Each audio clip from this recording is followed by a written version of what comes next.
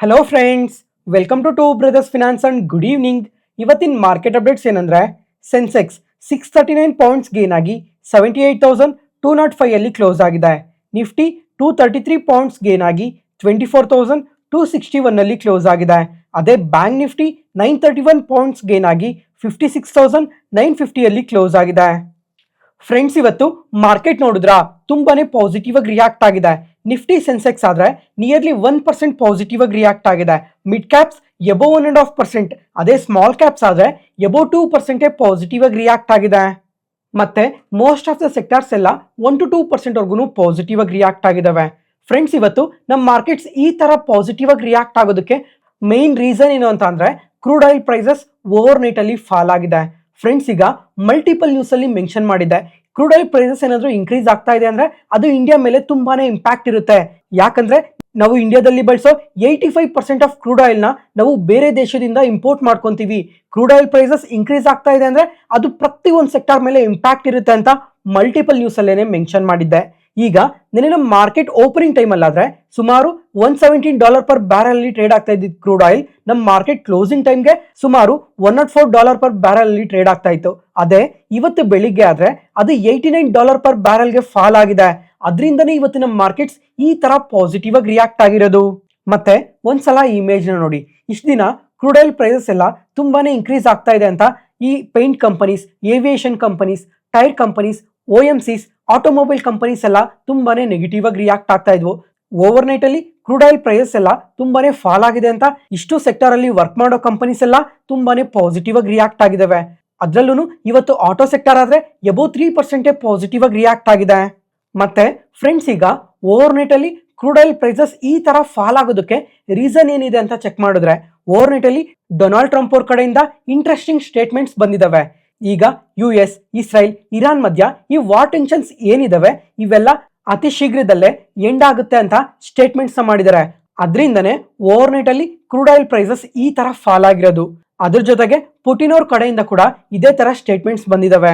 ಮತ್ತೆ Donald Trump ಅವ್ರ ಕಡೆಯಿಂದ ಈ ತರ ಸ್ಟೇಟ್ಮೆಂಟ್ಸ್ ಬಂದ್ಮೇಲೆ ಇದಕ್ಕೆ ಇರಾನ್ ಅವ್ರು ಕೂಡ ರಿಪ್ಲೈ ಕೊಟ್ಟಿದ್ದಾರೆ. ಈಗ ಅತಿ ಶೀಘ್ರದಲ್ಲಿ ಯುದ್ಧ ಏನು ಸ್ಟಾಪ್ ಆಗೋ ಚಾನ್ಸಸ್ ಏನು ಇಲ್ಲ ಅಂತ ಸ್ಟೇಟ್ಮೆಂಟ್ಸ್ ಮಾಡಿದ್ದಾರೆ. ಆದ್ರೆ ಇವತ್ತು ನಮ್ಮ ಮಾರ್ಕೆಟ್ ಓಪನಿಂಗ್ ಟೈಮ್ಗೆಲ್ಲ ಇರಾನ್ ಅವ್ರ ಕಡೆಯಿಂದ ಮತ್ತೆ ಅಫಿಷಿಯಲ್ ಸ್ಟೇಟ್ಮೆಂಟ್ಸ್ ಬಂದಿದೆ. ಈಗ ಯುದ್ಧ ಸ್ಟಾಪ್ ಮಾಡೋದಕ್ಕೆ ನಾವೇನೋ ರೆಡಿ ಇದೀವಿ, ಆದ್ರೆ ಯಾರಾದ್ರೂ ನಮ್ಮ ಮೇಲೆ ಯುದ್ಧ ಮಾಡಿದ್ರೆ ನಾವು ಮತ್ತೆ ಯುದ್ಧ ಮಾಡೋದಕ್ಕೆ ರೆಡಿ ಇರ್ತೀವಿ. ಅದ್ರ ಜೊತೆಗೆ ಸ್ಟ್ರೈಟ್ ಆಫ್ ಹಾರ್ಮೋಸ್ ಇಂದ ಒಂದು ಆಯಿಲ್ ಡ್ರಾಪ್ ಕೂಡ ಹೊರಗಡೆ ಹೋಗಲ್ಲ ಅಂತ ಕೂಡ ಸೀರಿಯಸ್ ಆಗಿ ಸ್ಟೇಟ್ಮೆಂಟ್ಸ್ ಮಾಡಿದ್ದಾರೆ. ಅದ್ರ ಜೊತೆಗೆ ನಿನ್ನೆ ರಾತ್ರಿ ಆದ್ರೆ ಚೈನಾ, ರಷ್ಯಾ, ಫ್ರಾನ್ಸ್ ಅವರೆಲ್ಲ ಸೇರಿ ಇರಾನ್ ಜೊತೆ ಈ ಸೀಸ್ಫೈರ್ ಅಗ್ರಿಮೆಂಟ್ ರಿಲೇಟೆಡ್ ಆಗಿ ಮಾತುಕತೆ ಕೂಡ ನಡೆಸಿದ್ದಾರೆ. ಫ್ರೆಂಡ್ಸ್, ಈಗ ಒಂದ್ ವೇಳೆ ಕಮಿಂಗ್ ಟೈಮ್ ಅಲ್ಲಿ ಈ ಸೀಸ್ಫೈರ್ ಅಗ್ರಿಮೆಂಟ್ ಎಲ್ಲ ಕಂಪ್ಲೀಟ್ ಆಗಿ ಪ್ರತಿಯೊಂದು ಸಾರ್ಟ್ ಔಟ್ ಆಯ್ತು ಅಂದ್ರೆ ನಮ್ಮ ಮಾರ್ಕೆಟ್ಸ್ಗೆ ಮಾತ್ರ ಇಲ್ಲ, ಗ್ಲೋಬಲ್ ಮಾರ್ಕೆಟ್ಸ್ಗೂ ಕೂಡ ಅದು ತುಂಬಾನೇ ಪಾಸಿಟಿವ್ ಆಗುತ್ತೆ. ನೋಡೋಣ ಕಮಿಂಗ್ ಟೈಮ್ ಅಲ್ಲಿ ಯುದ್ಧ ಏನಾದ್ರೂ ಇದೇ ತರ ಕಂಟಿನ್ಯೂ ಆಗುತ್ತಾ ಅಥವಾ ಕಮ್ಮಿ ಆಗುತ್ತಾ ಅಂತ. ಫ್ರೆಂಡ್ಸ್, ಈಗ ನೀವು ಕೇಳ್ಬೋದು, ಈ ಯುದ್ಧ ವಾತಾವರಣ ಏನಾದ್ರೂ ಕಮಿಂಗ್ ಟೈಮ್ ಅಲ್ಲಿ ಕಮ್ಮಿ ಆಗೋಗಿ ಕ್ರೂಡ್ ಆಯಿಲ್ ಪ್ರೈಸಸ್ ಕೂಡ ಕಮಿಂಗ್ ಟೈಮ್ ಅಲ್ಲಿ ಫಾಲ್ ಆದ್ರೆ ಅದು ನಮ್ಮ ಇಂಡಿಯನ್ ಸ್ಟಾಕ್ ಮಾರ್ಕೆಟ್ಗೆ ತುಂಬಾನೇ ಒಳ್ಳೇದಾಗುತ್ತಾ ಅಂತ. ಪ್ರೆಸೆಂಟ್ ಇವಾಗ ಸಿಚುವೇಶನ್ಸ್ ಏನಿದಾವೆ ಎಲ್ಲಾನು ಸಾರ್ಟ್ ಔಟ್ ಆಯ್ತು ಅಂತ ಅಂದ್ರೆ ಅದು ನಮ್ಮ ಮಾರ್ಕೆಟ್ಸ್ಗೆ ತುಂಬಾನೇ ಪಾಸಿಟಿವ್ ಆಗುತ್ತೆ. ಆದ್ರೆ ಈ 10 days ಅಲ್ಲಿ ಏನೇನ್ ನಡೆದಿದೆ ಇದ್ರ ಇಂಪ್ಯಾಕ್ಟ್ ಅಂತೂ ನಮ್ಮ ಇಂಡಿಯನ್ ಸ್ಟಾಕ್ ಮಾರ್ಕೆಟ್ ಮೇಲೆ 1 or 2 quarters ವರ್ಗು ಕಂಟಿನ್ಯೂ ಆಗುತ್ತೆ. ಯಾಕಂದ್ರೆ ಕ್ರೂಡ್ ಆಯಿಲ್ ಪ್ರೈಸಸ್ ಇನ್ಕ್ರೀಸ್ ಆಗಿದೆ ಅಂದ್ರೆ ಪ್ರತಿ ಒಂದು ಸೆಕ್ಟರ್ ಮೇಲೂ ಇಂಪ್ಯಾಕ್ಟ್ ಇರುತ್ತೆ ಅಲ್ವಾ. ಅದರಿಂದ ಪ್ರತಿ ಒಂದು ಕಂಪನಿ ಕೂಡ Q4 ಅಲ್ಲಿ ಅಥವಾ Q1 ಅಲ್ಲಿ ಯಾವ ತರ ರಿಸಲ್ಟ್ಸ್ ನ ಪೋಸ್ಟ್ ಮಾಡ್ತಾರೆ ಅಂತ ಟ್ರ್ಯಾಕ್ ಮಾಡೋದು ತುಂಬಾನೇ ಇಂಪಾರ್ಟೆಂಟ್ ಆಗಿರುತ್ತೆ. ಈಗ ಪ್ರೀವಿಯಸ್ ಆಗು ಕೂಡ ಇದೇ ತರ ಕ್ರೂಡ್ ಆಯಿಲ್ ಪ್ರೈಸಸ್ ಇನ್ಕ್ರೀಸ್ ಆದಾಗೆಲ್ಲ ನಮ್ಮ ಕಂಪನೀಸ್ ತುಂಬಾನೇ ಸಫರ್ ಆಗಿದಾವೆ 1 to 2 quarters ವರ್ಗು. ಅದರಿಂದ ಕಮಿಂಗ್ ಟೈಮ್ ಅಲ್ಲೂ ಇದ್ರ ಇಂಪ್ಯಾಕ್ಟ್ ಅನ್ನೋದು ಕ್ಲಿಯರ್ ಆಗಿ ಗೊತ್ತಾಗುತ್ತೆ. ನೋಡೋಣ ಕಮಿಂಗ್ ಟೈಮ್ ಅಲ್ಲಿ ಯುದ್ಧ ಏನಾದ್ರೂ ಇನ್ನ ನಿಂತೋಗಿ ಈ ಕ್ರೂಡ್ ಆಯಿಲ್ ಪ್ರೈಸಸ್ ಇವಾಗ $90 ಪರ್ ಬ್ಯಾರಲ್ ಅಲ್ಲಿ ಟ್ರೇಡ್ ಆಗ್ತಾ ಇರೋದು 70, 60, $50 ಪರ್ ಬ್ಯಾರಲ್ಗೆ ಬಂದ್ರೆ ಅದು ನಮ್ಮ ಇಂಡಿಯನ್ ಮಾರ್ಕೆಟ್ಸ್ಗೆ ತುಂಬಾನೇ ಪಾಸಿಟಿವ್ ಆಗುತ್ತೆ. ಜೊತೆಗೆ ಈ ಸ್ಟ್ರೈಟ್ ಆಫ್ ಹಾರ್ಮೋಸ್ ಏನಿದೆ ಇದು ಕೂಡ ಕಂಪ್ಲೀಟ್ ಆಗಿ ಓಪನ್ ಮಾಡಬೇಕು. ಜೊತೆಗೆ ಪ್ರೆಸೆಂಟ್ ಇವಾಗ ಈ LNG ಇಂದ ಇಂಪ್ಯಾಕ್ಟ್ ಅಂತೂ ತುಂಬಾನೇ ಇದೆ. ಯಾವುದೋ ಒಂದ್ ಸ್ಟೇಟ್ ಮೇಲೆ ಮಾತ್ರ ಇಲ್ಲ, ಹಲವಾರು ಸ್ಟೇಟ್ಸ್ ಮೇಲೆ ತುಂಬಾನೇ ಇಂಪ್ಯಾಕ್ಟ್ ಕಾಣ್ತಾ ಇದೆ. ನೋಡೋಣ ಇದರಿಂದ ಸ್ಟಾಕ್ ಮಾರ್ಕೆಟ್ಗೆ ಕೂಡ ಕಮಿಂಗ್ ಟೈಮ್ ಅಲ್ಲಿ ಯಾವ ತರ ಇಂಪ್ಯಾಕ್ಟ್ ಇರ್ಬೋದು ಅಂತ. ಮತ್ತೆ ಫ್ರೆಂಡ್ಸ್, ಇವತ್ತು ಆಂಫಿ ಡೇಟಾ ಅಪ್ಡೇಟ್ ಆಗಿದೆ. ಈಗ ಮಂತ್ ಆನ್ ಮಂತ್ ಬೇಸ್ ಅಲ್ಲಿ SIPs ಆದ್ರೆ ಸ್ವಲ್ಪ ಡ್ರಾಪ್ ಆಗಿದೆ. ಫ್ರೆಂಡ್ಸ್, ಈಗ ತುಂಬಾ ಸಲ ಮೆನ್ಷನ್ ಮಾಡಿದ್ದೆ, ಮತ್ತೆ ಇವಾಗ ರಿಪೀಟ್ ಮಾಡ್ತಾ ಇದ್ದೀನಿ, ಯಾವುದೇ ಕಾರಣಕ್ಕೂ ಮಾರ್ಕೆಟ್ ಯಾವುದೇ ಸಿಚುವೇಶನ್ ಅಲ್ಲಿ ಇದ್ರೂ ಸಹ SIPs ನ ಮಾತ್ರ ಸ್ಟಾಪ್ ಮಾಡಕ್ ಹೋಗ್ಬೇಡಿ. ಯಾಕಂದ್ರೆ ಲಾಂಗ್ ಟರ್ಮ್ ಅಲ್ಲಿ ವೆಲ್ ಜನರೇಟ್ ಆಗೋ ಚಾನ್ಸಸ್ ತುಂಬಾನೇ ಜಾಸ್ತಿ ಇರುತ್ತೆ. ಅದರಿಂದ ಮತ್ತೆ ನೆನೆ ನಮ್ಮ ಮಾರ್ಕೆಟ್ ಕ್ಲೋಸ್ ಆದ್ಮೇಲೆ ಸೆಬಿ ಚೇರ್ಮನ್ ಆದ ತುಹಿಕಾಂತ ಪಾಂಡೆ ಅವರು ಕೂಡ ನಮ್ಮ ಮಾರ್ಕೆಟ್ಸ್ ಬಗ್ಗೆ ಮಾತಾಡಿದ್ದಾರೆ. ಈ ಮಿಡಲ್ ಈಸ್ಟರ್ನ್ ಕಂಟ್ರೀಸ್ ಟೆನ್ಷನ್ಸ್ ಇಂದ ನಮ್ಮ ಮಾರ್ಕೆಟ್ ಆದ್ರೆ ತುಂಬಾನೇ ನೆಗೆಟಿವ್ ಆಗಿ ರಿಯಾಕ್ಟ್ ಆಗ್ತಾ ಇದೆ. ಇನ್ವೆಸ್ಟರ್ಸ್ ಯಾರು ಪ್ಯಾನಿಕ್ ಅಲ್ಲಿ ಸೆಲ್ ಮಾಡಕ್ ಹೋಗ್ಬೇಡಿ, ಸ್ವಲ್ಪ ಪೇಷನ್ಸ್ ಇಂದ ವೆಯ್ಟ್ ಮಾಡಿ. ಲಾಂಗ್ ಟರ್ಮ್ ಅಲ್ಲಿ ನಮ್ಮ ಮಾರ್ಕೆಟ್ಸ್ ಆದ್ರೆ ಪಾಸಿಟಿವ್ ಆಗಿ ಗ್ರೋ ಆಗೋ ಚಾನ್ಸಸ್ ತುಂಬಾನೇ ಜಾಸ್ತಿ ಇರುತ್ತೆ ಅಂತ ಸ್ಟೇಟ್ಮೆಂಟ್ಸ್ ಮಾಡಿದ್ದಾರೆ. ಅದ್ರ ಜೊತೆಗೆ ಲಾಸ್ಟ್ 30 years ಅಲ್ಲಾದ್ರೆ ನಮ್ಮ ಮಾರ್ಕೆಟ್ಸ್ 12% CAGR ಅಲ್ಲಿ ಗ್ರೋ ಆಗಿದೆ. ಅದರಿಂದ ಕಮಿಂಗ್ ಟೈಮ್ ಅಲ್ಲೂ ಕೂಡ ಪಾಸಿಟಿವ್ ಆಗಿ ಗ್ರೋ ಆಗೋ ಚಾನ್ಸಸ್ ತುಂಬಾನೇ ಜಾಸ್ತಿ ಇರುತ್ತೆ ಅಂತ ಸ್ಟೇಟ್ಮೆಂಟ್ಸ್ ಮಾಡಿದ್ದಾರೆ. ನೆಕ್ಸ್ಟ್ ಈಗ ಗೋಲ್ಡ್ ಅಂಡ್ ಸಿಲ್ವರ್ ಬಗ್ಗೆ ಮಾತಾಡ್ಕೊಳ್ಳೋಣ. ತುಂಬಾ ಇಂಟ್ರೆಸ್ಟಿಂಗ್ ಡೇಟಾ ಇದೆ ಫ್ರೆಂಡ್ಸ್. ಈಗ ಫಸ್ಟ್ ಗೋಲ್ಡ್ ಬಗ್ಗೆ ಶುರು ಮಾಡೋಣ. ಗೋಲ್ಡ್ ಆದ್ರೆ ಇವತ್ತು ಸ್ವಲ್ಪ ಪಾಸಿಟಿವ್ ಆಗಿ ರಿಯಾಕ್ಟ್ ಆಗಿದೆ. ಜೊತೆಗೆ ಇವತ್ತು ಆಂಫಿ ಡೇಟಾ ಏನ್ ಅಪ್ಡೇಟ್ ಆಗಿದೆ ಇದ್ರಲ್ಲಿ ನೋಡಿದ್ರೆ ಗೋಲ್ಡ್ ಇನ್ಫ್ಲೋಸ್ 78% ಡ್ರಾಪ್ ಆಗಿದೆ. ಫ್ರೆಂಡ್ಸ್ ಈಗ ಗೋಲ್ಡ್ ETF ಇನ್ಫ್ಲೋಸ್ ಬಗ್ಗೆ ತುಂಬಾ ಸಲ ಮಾತಾಡ್ಕೊಂಡಿದ್ವಿ. ಜಾನ್ವರಿ ಮಂತ್ ಅಲ್ಲಾದ್ರೆ 100% ಇನ್ಫ್ಲೋಸ್ ಇನ್ಕ್ರೀಸ್ ಆಗಿದೆ. ಅಂದ್ರೆ ಈ ಜಾನ್ವರಿ ಮಂತ್ ಅಲ್ಲಿ ಮಾತ್ರನೇ ಸುಮಾರು 24,000 crores ಇನ್ಫ್ಲೋಸ್ ಬಂದಿದ್ದಾವೆ. ಆದ್ರೆ ಈ ಫೆಬ್ರವರಿ ಮಂತ್ ಅಲ್ಲಿ 78% ಡ್ರಾಪ್ ಆಗಿ ಸುಮಾರು 5,000 ಕೋಟಿ ಮಾತ್ರನೇ ಇನ್ಫ್ಲೋಸ್ ಬಂದಿರೋದು. ಗೋಲ್ಡ್ ETFs ಅಲ್ಲಿ ಈ ತರ ಇನ್ಫ್ಲೋಸ್ ಬಂದಿದ್ರೆ ಸಿಲ್ವರ್ ETFs ಅಲ್ಲಿ ಯಾವ ತರ ಇನ್ಫ್ಲೋಸ್ ಬಂದಿರಬಹುದು ಅಂತ ಒಂದ್ಸಲ ಯೋಚನೆ ಮಾಡಿ. ಈ ಜಾನ್ವರಿ ಮಂತ್ ಅಲ್ಲಾದ್ರೆ 139% ಇನ್ಫ್ಲೋಸ್ ಇನ್ಕ್ರೀಸ್ ಆಗಿದ್ವು. ಅಂದ್ರೆ ಜಾನ್ವರಿ ಮಂತ್ ಅಲ್ಲಿ ಸುಮಾರು 9,000 ಕೋಟಿ ಇನ್ಫ್ಲೋಸ್ ಬಂದಿದ್ವು. ಆದ್ರೆ ಫೆಬ್ರವರಿ ಮಂತ್ಗೆ ಅದು 800 ಕೋಟಿ ಔಟ್ಫ್ಲೋಸ್ ಹೋಗಿದಾವೆ. ಒಂದ್ಸಲ ಈ ಇಮೇಜ್ ನೋಡಿ ಕ್ಲಿಯರ್ ಆಗಿ ಗೊತ್ತಾಗುತ್ತೆ. ಈಗ ಲಾಸ್ಟ್ 28 ಮಂತ್ಸ್ ಅಲ್ಲಿ ನೋಡಿದ್ರು ಈ ಸಿಲ್ವರ್ ETFs ಆದ್ರೆ ಪಾಸಿಟಿವ್ ಆಗಿ ಗ್ರೋ ಆಗ್ತಾ ಇದ್ವು. ಆದ್ರೆ ಈ ರೀಸೆಂಟ್ ಟೈಮ್ ಅಲ್ಲಿ ತುಂಬಾನೇ ಫಾಲ್ ಆಗಿದೆ ಅಂತ ಕಂಪ್ಲೀಟ್ ಆಗಿ ಔಟ್ಫ್ಲೋಸ್ ಹೋಗಿದಾವೆ. ಫ್ರೆಂಡ್ಸ್ ತುಂಬಾ ಸಲ ಮೆನ್ಷನ್ ಮಾಡಿದ್ದೆ, ಈ ಗೋಲ್ಡ್ ಅಂಡ್ ಸಿಲ್ವರ್ ರಿಲೇಟೆಡ್ ಆಗಿ ನಿಮ್ ಪೋರ್ಟ್ಫೋಲಿಯೋದಲ್ಲಿ ಪ್ರಾಪರ್ ಆಗಿ ಅಲೋಕೇಶನ್ ಕೊಡಿ. ಎಕ್ಸಾಂಪಲ್ ಇವಾಗ ನೀವೇನಾದ್ರೂ ಒಂದು 10% ಅಲೋಕೇಶನ್ ಕೊಡ್ತಾ ಇದ್ದೀರಾ ಅಂತ ಅಂದ್ರೆ ಅದರಲ್ಲಿ ಗೋಲ್ಡ್ ರಿಲೇಟೆಡ್ ಆಗಿ ಸುಮಾರು 7 rupees ಅಲೋಕೇಟ್ ಮಾಡಿ. ಇನ್ನು ಮಿಕ್ಕಿರೋ 3 rupees ಸಿಲ್ವರ್ ಅಲ್ಲಿ ಅಲೋಕೇಟ್ ಮಾಡಿ. ಒಂದ್ ವೇಳೆ ನೀವೇನಾದ್ರೂ ತುಂಬಾ ರಿಸ್ಕ್ ತಗೊಳಕ್ಕೆ ರೆಡಿ ಇದ್ರೆ ಈಕ್ವಲ್ ಆಗಿ ಡಿವೈಡ್ ಮಾಡಿ ಇನ್ವೆಸ್ಟ್ ಮಾಡಿ. ಮತ್ತೆ ಫ್ರೆಂಡ್ಸ್ ನಾಳೆ ಸ್ವಲ್ಪ ಇಂಪಾರ್ಟೆಂಟ್ ಕೆಲಸ ಇದೆ, ಅದರಿಂದ ಮಾರ್ಕೆಟ್ ನ್ಯೂಸ್ನ ಅಪ್ಲೋಡ್ ಮಾಡೋಕ್ಕಾಗಲ್ಲ. ಜೊತೆಗೆ ಈ ವಾಟ್ಸಪ್ ಚಾನಲಲ್ಲೂ ಕೂಡ ಯಾವುದೇ ಥರ ಇನ್ಫಾರ್ಮೇಷನ್ನ ಕೂಡ ಪ್ರೊವೈಡ್ ಮಾಡೋಕ್ಕಾಗಲ್ಲ. ಮತ್ತೆ ಗುರುವಾರದಿಂದ ಆಸ್ ಯೂಶುವಲ್ ಆಗಿ ವಾಟ್ಸಪ್ ಚಾನಲ್ ಮತ್ತೆ ಮಾರ್ಕೆಟ್ ನ್ಯೂಸ್ನ ಕೂಡ ಅಪ್ಲೋಡ್ ಮಾಡ್ತೀನಿ. ಸ್ವಲ್ಪ ಅಡ್ಜಸ್ಟ್ ಮಾಡ್ಕೊಳ್ಳಿ ನಾಳೆ ಒಂದಿನ. ಮತ್ತೆ ಈ ಓವರ್ ನೈಟ್ ಅಲ್ಲಿ ಏನಾದರೂ ತುಂಬಾ ಇನ್ಫಾರ್ಮೇಶನ್ ಅಪ್ಡೇಟ್ ಆಗಿ ನಾಳೆ ಮಾರ್ಕೆಟ್ ಏನಾದರೂ ಫಾಲ್ ಆದ್ರೂ ಸಮೇತ ಪ್ಯಾನಿಕ್ ಆಗಕ್ಕೆ ಹೋಗ್ಬೇಡಿ. ಯಾವುದೇ ಪಾಯಿಂಟ್ ಅಲ್ಲಿ ನಾನು ಹೇಳೋ ಇನ್ಫಾರ್ಮೇಶನ್ ನಿಮ್ಗೆ ಯೂಸ್ಫುಲ್ ಅನ್ಸಿದ್ರೆ ಈ ವಿಡಿಯೋನ ಲೈಕ್ ಮಾಡಿ. ಮತ್ತೆ ನಿಮ್ಮ ಫ್ರೆಂಡ್ಸ್ ಅಲ್ಲಿ ಯಾರಿಗಾದ್ರೂ ಸ್ಟಾಕ್ ಮಾರ್ಕೆಟ್ ಬಗ್ಗೆ ಇಂಟ್ರೆಸ್ಟ್ ಇರೋರಿಗೆ ಈ ವಿಡಿಯೋಸ್ನ ಶೇರ್ ಮಾಡಿ, ಅವ್ರಿಗೂ ತುಂಬಾ ಉಪಯೋಗ ಆಗುತ್ತೆ. Next market key updates. First ಇವತ್ತು EMS ಸೆಗ್ಮೆಂಟ್ ಬಗ್ಗೆ ತಿಳ್ಕೊಳ್ಳೋಣ. ಫ್ರೆಂಡ್ಸ್ ಈಗ ಲಾಸ್ಟ್ ಫ್ಯೂ ಡೇಸ್ ಅಲ್ಲಿ ಈ ಕ್ರೂಡ್ ಆಯಿಲ್ ಪ್ರೈಸಸ್ ಇನ್ಕ್ರೀಸ್ ಆಗಿರೋದ್ರಿಂದ ಮತ್ತೆ ಸಪ್ಲೈ ಡಿಸ್ಟ್ರಪ್ಷನ್ಸ್ ಇಂದ ತೈವಾನ್ ಸ್ಟಾಕ್ ಮಾರ್ಕೆಟ್ ಕೂಡ ತುಂಬಾನೇ ನೆಗೆಟಿವ್ ಆಗಿ ರಿಯಾಕ್ಟ್ ಆಗಿದೆ.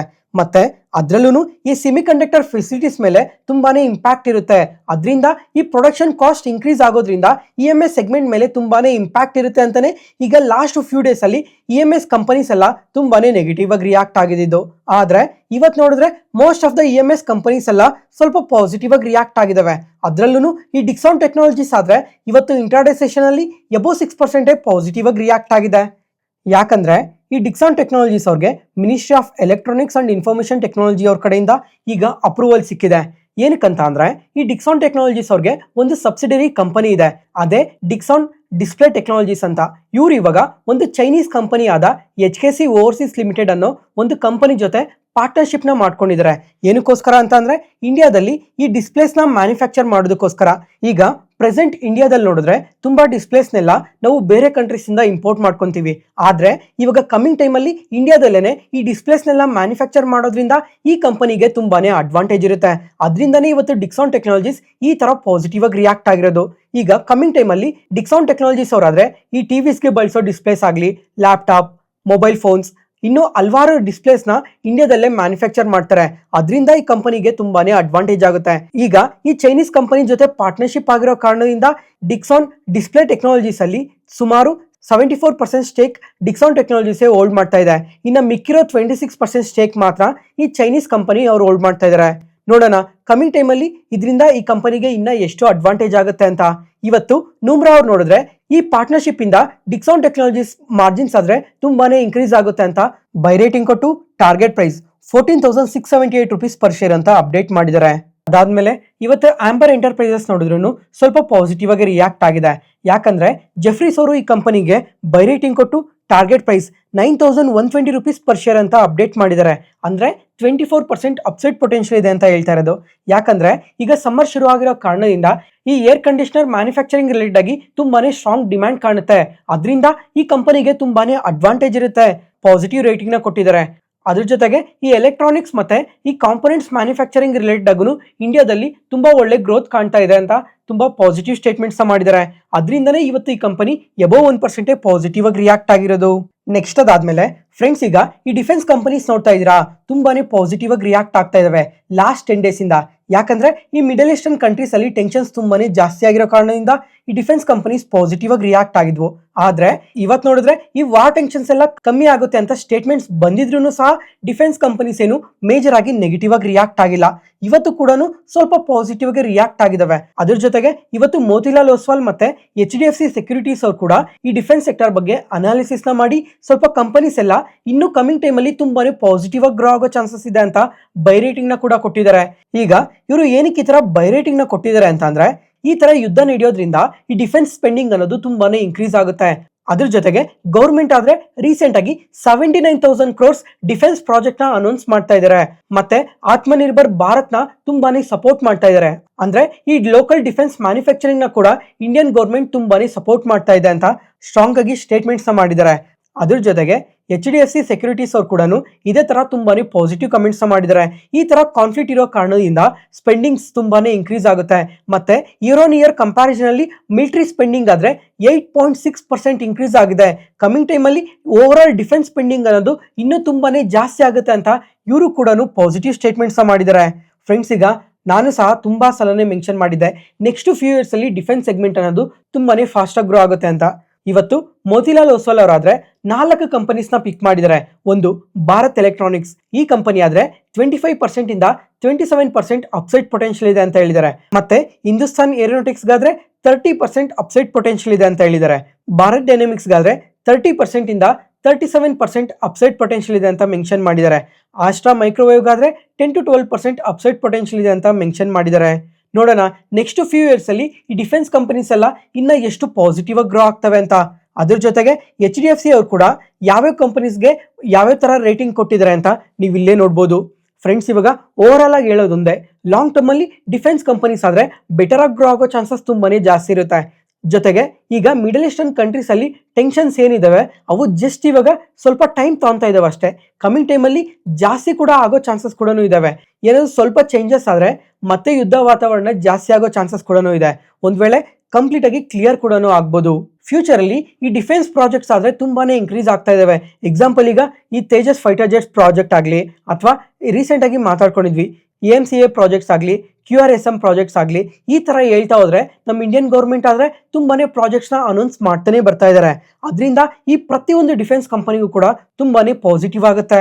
ಅದಾದ್ಮೇಲೆ ಇಂಡೋನೇಷ್ಯಾದವರಾದ್ರೆ ಇವತ್ತು ಬ್ರಹ್ಮೋಸ್ ಮಿಸೈಲ್ಸ್ ಗೋಸ್ಕರ ಅಗ್ರಿಮೆಂಟ್ ನ ಕೂಡ ಮಾಡ್ಕೊಂಡಿದ್ದಾರೆ.